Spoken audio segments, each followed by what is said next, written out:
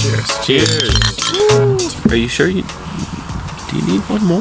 I know you had a lot. 17's not a lot. So how's the trip been going so far? You guys been getting along and stuff? It's been awesome. Been shooting really cool images and going to really awesome places. It's just been a lot of fun. Yeah, I mean, it's, I guess it's been alright, you know? Yeah, alright. It's, what's alright? Well, I mean, it started with the whole issue with my sandals. You didn't like how they smelled, right? Well, yeah, but, I mean, can you blame me? I mean, it was putrid. Well, maybe putrid to you, Michael, but perhaps a delicious fragrance to someone else. So I don't think anyone here at this table agrees. All right. Delicious is not how I would describe. And then there's the issue of your allergies. Don't bring my allergies in. Oh, the snivelling. It's all that. I have a problem. Oh, you've got a problem, all right. I mean, let's talk a little bit about your snoring, huh? I don't snore. I thought an animal was dying in our room. Well, perhaps that's a little bit more to do with your digestive system, Michael. And what about your chewing, eh? Am I not allowed to eat food with you, Gavin? Would you like me to starve on this trip with you, Gavin? No, that's totally fine. But I don't think it's reasonable that I should have to wear earplugs just to get through a meal. All right, Gavin. I'll tell you what. I'll go buy you some earplugs. Then you don't need to listen to my obnoxious chewing during our meals. Oh, thanks. But I'll tell you what. In return, you need to buy me some nose plugs so that I don't have to smell your catastrophic farts. So this is 12 hours earlier. What's the plan today, Mike? I think we're gonna head east because the weather is not so good where we are right now. So, Lost Lake, maybe Rainier, just somewhere with mountains. I think that's what our plan is. And who are we going to meet up with? Oh, I'm too hot. I'm belting. I'm sorry. How are you not melting? I'm not a witch. Put on a jacket. So, Sparks Lake? Yep, that's what it's sounding like. Are you guys set up for camping? I have camping gear, but... I mean, I can throw something in the back of my car, or if we end up getting a camping spot, I've got a tent and whatnot. Yeah, I've got a tent, but I'm not sharing a tent with you. I wasn't gonna allow you to share my tent. Nick, he's making me seem like an asshole on his vlog. So what do you want to do? Do you want to camp out there, or do you want to get a hotel, or what? It's a lot easier if we camp. I'll probably beat you guys there, I'm guessing, because I'm a little closer. So maybe I can try to wrangle us a spot. All right, mate. Well, if you'll probably get there long before us, so just we'll let you pick a nice pub, bar, or whatever, and then let us know, and we'll keep you posted on our progress. All right, that sounds good. I'll see you there. See you there. Soon. Bye. All right, bye. 5.5 hours. After last night's tension between Michael and I, we figured we'd meet up with some friends and try to shoot a Star Trails tutorial at Sparks Lake. Okay, so the plan now is for me to leave the Oregon coast where it's lovely and cool and only 17.5 degrees and go northeast up to Sparks Lake to meet up with Nick Page and Michael Shainblum, where it'll be about 36 degrees Celsius, and that wouldn't be too bad except for the fact that my air conditioning has died. After 3 long hours of driving and the thermometer peaking at 37 Celsius, I was questioning my life choices. Oh, this is miserable. On the plus side though, the hot weather brought some stormy conditions which were forecast to vanish during the nighttime, but they'd make a return tomorrow morning, so there was a chance we'd get a nice sunrise. But I just didn't have time to stop and take pictures because I had a date with a steak. So I finally caught up with Nick, and I love it when a man is bearing meat. Look at this business. Oh, yeah. All we need now is a few beers to go with that. Oh, look at that. Yeah, proper. That'll do. Fire. Grillmaster Page. It's my rap name.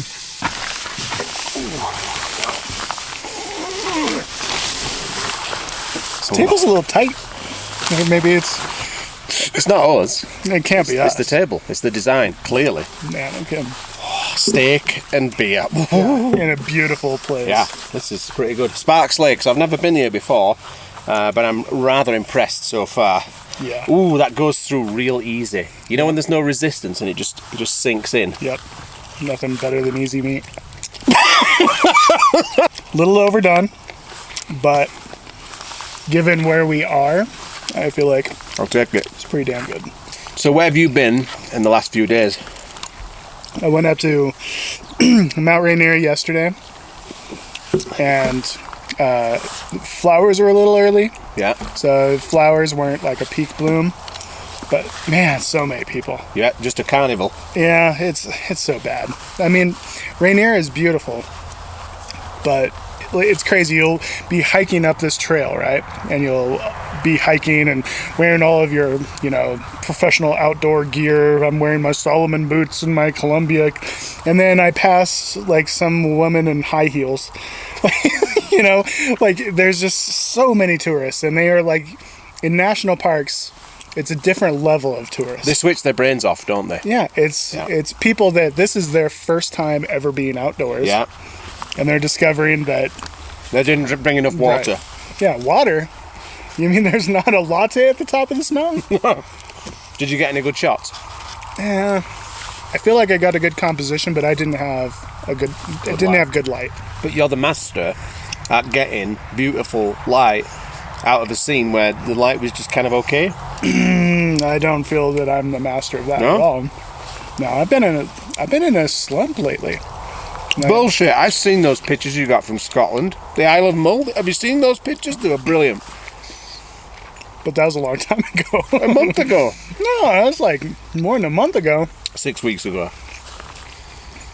I'm a professional that hasn't taken a good photo in like a month and a half. All that means... That's hard on the person's self-esteem. No, that means that you're becoming more picky and discerning, and your quality is getting better all the time. That's what that means. I will agree with the picky part, because if the light's not good, I don't even pull the car over anymore. Yeah. It used to be, and I think this is a normal progression for people, but it used to be like I was just excited to be there, excited to like be in this beautiful place, right? Yeah. But the thing is, like I know now that like tonight for sunset there was no good photo there. I mean, Blue skies, no clouds. and now that I've been to a lot of these locations before, I'm not going to be able to outdo what I've already done, and so now comes the not so fun part of my photography career where I have to continue to outdo myself. Yeah. And so like now I've turned into a complete light snob. Yeah. I like being a light snob though. I like it, except for when the light sucks. Which is most of the time. I'll be posting the full interview with Nick in a couple of days, so stay tuned. Mate, thanks for the steak. That was brilliant. No problem at all. But where the hell is Mike? I actually haven't seen him for a while. I've been here the whole time. How did you guys not know I was here? Okay, so after a delicious steak dinner which Nicholas Page provided and some beers with the guys, we've come back to the beach at Sparks Lake, and the goal here is to get a beautiful star trail shot as we face north towards these two epic mountains. And of course, like any kind of photography, but especially like astrophotography, the goal is once you've determined where you're going to go, it's hunt for foreground. So we're just going to scout around the beach and try and find some nice rock formations. We've got a beautiful reflection tonight, so that's good, and it's just a case of finding a tasty foreground that we can put in front of this north-facing starry sky and get a really nice composition. So I'm going to let Michael explain how to shoot star trails in a preview of our upcoming course, Milky Way Made Easy. The way I like to do my star trails is to actually do a time lapse of 15-20 second exposures, run that for about an hour and a half, and then in post I'll go into Photoshop and use a lighten blend mode on those images to create that star trail through all of the images rather than just one. You can also use a program called Star Stacks, which automates the process and makes it really easy. Alright, so the first reason I like doing this technique is you actually get 3 different results from this. You get your single exposure of the stars, nice and crispy. You get a star trail image out of it, and you can even get a time-lapse clip because you're just taking a sequence of images. So if you want to shoot and have a time-lapse clip of the night, this is a great way of doing that as well. So doing this process is nice because you can control the amount of noise, and every single time you stack the images, it's going to actually help to reduce the noise a little bit. So you're going to get a much cleaner file than doing it in just one exposure for an hour and a half. You can also control the light trails. So you can make the light trails longer or shorter, or do little comets with the light trails. So there's a lot of different options, and you have full range of control over every single photo. And then of course, the main reason and my favorite reason for doing the star trails with this time-lapse technique is if anyone uses their headlamps, or there's a car that goes through the frame, or just some light source ends up polluting one of the frames, you just take that frame out and it's not really a problem. Or you can even use a darken blend mode to get rid of that light from that frame. So my settings for the shot, I'm going to do 20-second exposures at f2.8 because that's my lowest aperture, and then ISO 6400 because what I found is for my specific camera, the Nikon D850, any further than 6400 is just unusable. But 6400 is about the limit. It's a little noisy, but with some noise reduction and some stacking of the star trails, this is going to look nice and clean.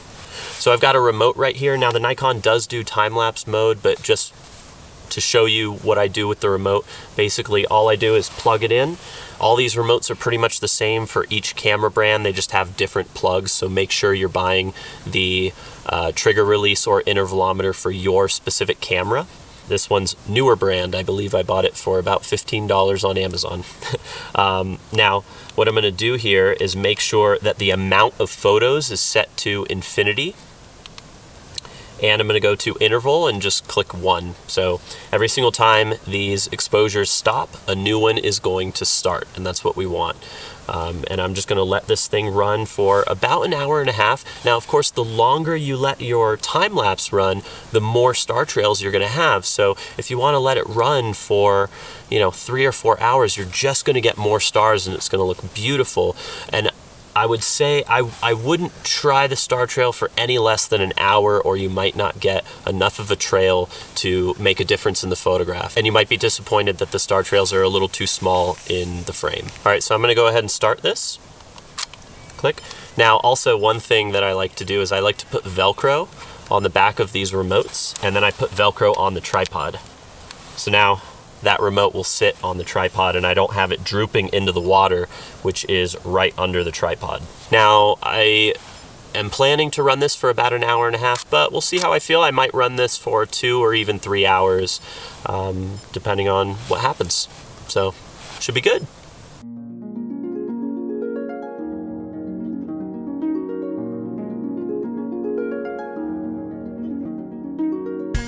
So here is my Star Trails shot, and I'll be honest, it's nowhere near as good as the one that Michael captured. So if you want to see his finished image, there's a link here and in the description below to Michael's video from this shoot. Now, you'll probably notice those vertical lines in the sky and the water, and those are shooting stars, which I could have easily removed, but I wanted you to see what it looks like. Michael and I were ecstatic to have enjoyed another successful shoot, so much so in fact, we even managed to reconcile our differences while delirious. I am absolutely cream crackered. I can't even string a sentence together. Yeah, I think it's about 3:30 right now, and we're both pretty delirious. This is like the 5th night running that we've been up till stupid o'clock. I just can't function anymore. He's fallen over on the beach like it's like I'm not that tired. You just fell over 3 times, dude.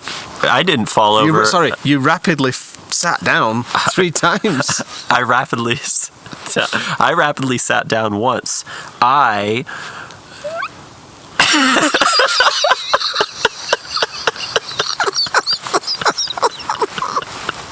Oh, God. We've lost the plot. There's a lot of rocks here, and they looked like chairs, man. Let's just say goodnight. We shot some really, really stunning star trails tonight. The incredible shooting stars just cruising through the sky. So many shooting stars. It was like every 5 seconds there was a new shooting star. Yeah, it's a bit of a meteor shower. Yeah, not bad. Talking of showers, we should get back to the campsite and have a shower. Separately, not together. Coming soon, we're proud to announce Fototripper and Michael Shainblum put together Milky Way Made Easy. This is an online photography course that features practical tutorials, both shooting in the field and post-processing. We'll talk about the gear that you need and the camera settings that get you the best Milky Way images possible. We'll show you how to do twilight blends and even star trails and much, much more. Take advantage of early bird pricing by joining the mailing list. There's a link in the description below. But on the whole, we've been getting along fairly well, I guess. Yeah. I guess. What's the I guess? Well, you know, I mean, you got a bit pissy about my fragrance of my sandals. I had to throw them away. They They smelled really bad. It was putrid. That'll do it. There's no way I'm holding it together if you say putrid. It was pretty putrid. I mean, that's a pretty accurate description. And all right. What's the all right? Well, I mean, there was a whole thing with my. I can see you losing it. Well, yeah, but I mean, can you blame me? I mean, it was putrid. Well, I'm putrid to you, but delicious fragrance. Putrid to you. Well, I mean, putrid to you, but perhaps a delicious fragrance. I thought an animal was dying in our room. Well, perhaps that's something more to do with your digestive system. Maybe I should wear some earplugs with your dying animal sounds at night. I mean, if we're going to talk about earplugs, maybe we should talk about your catastrophic farts. All right, well, I'll tell you what. I'll buy you some earplugs so that you don't have to hear my chewing. But you buy me some nose plugs so that I don't need to smell your cat. I'll tell you what, Gavin. I'll go to the store. I'll buy you some earplugs. Yeah. And then you won't have to hear my chewing during a meal. Right. But then you need to buy me some nose plugs.